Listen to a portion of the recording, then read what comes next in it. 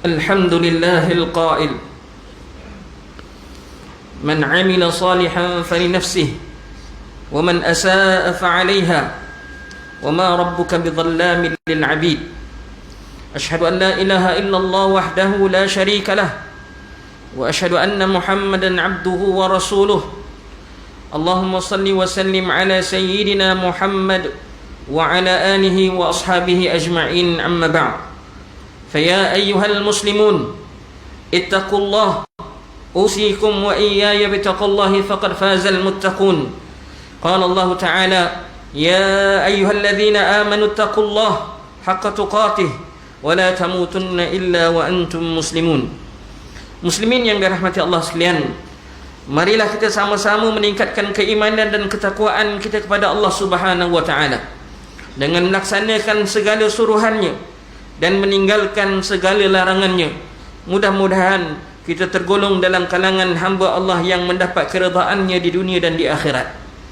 Sama-sama kita menghayati khutbah hari ini yang bertajuk Ikhlas Syarat ke Syurga.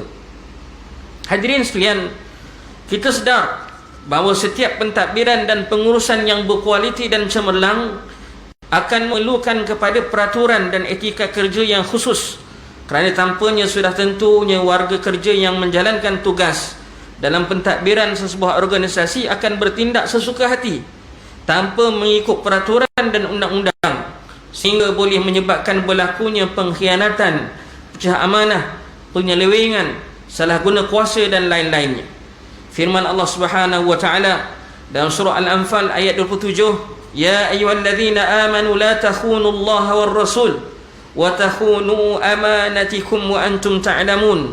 Wahai orang-orang yang beriman, janganlah kamu mengkhianati amanah Allah dan Rasulnya, dan janganlah kamu mengkhianati amanah-amanah kamu sedang kamu mengetahui salahnya.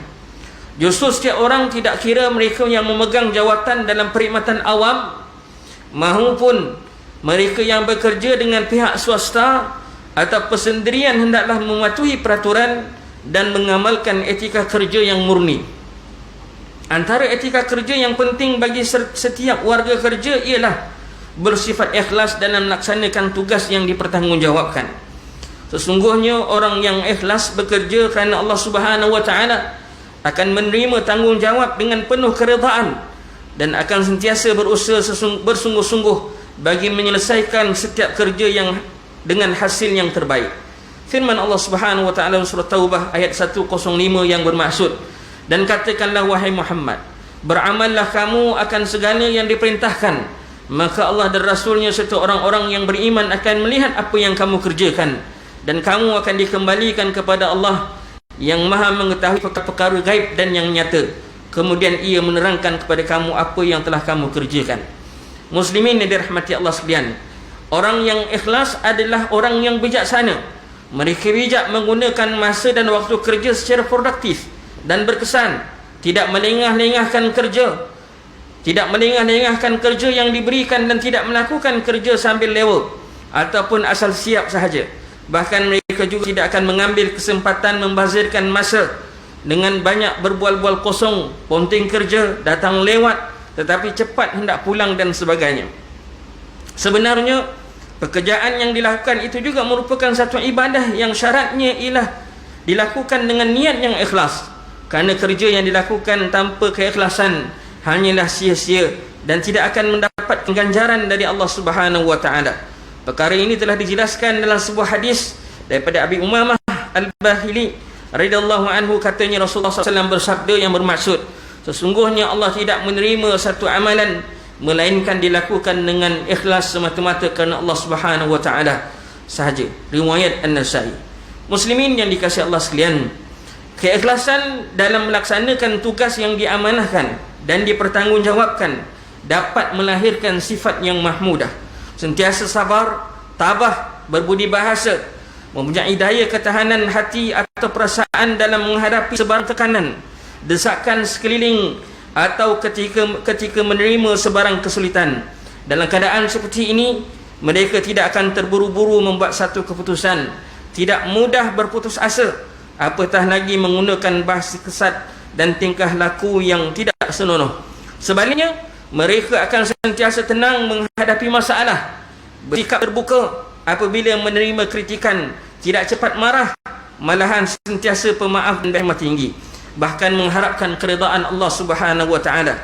Maka sudah tentulah golongan yang melakukan segala-galanya dengan ikhlas dan mengharapkan keridaan Allah sajalah yang akan dimasukkan ke dalam syurga kelak. Muslimin sekalian, semua negara di dunia ini menginginkan agar sistem perkhidmatan awamnya berfungsi dengan sempurna dan lancar, bahkan mengharapkan setiap warga kerjanya menghasilkan kesempurnaan dan kecemerlangan dalam tugas masing-masing. Apabila wawasan ini terlaksana, insya-Allah hasrat menjadi sebuah negara yang berkemampuan tinggi dalam semua aspek perkhidmatan dan mampu menjana kehidupan rakyatnya yang makmur, sejahtera dan harmoni akan tercapai.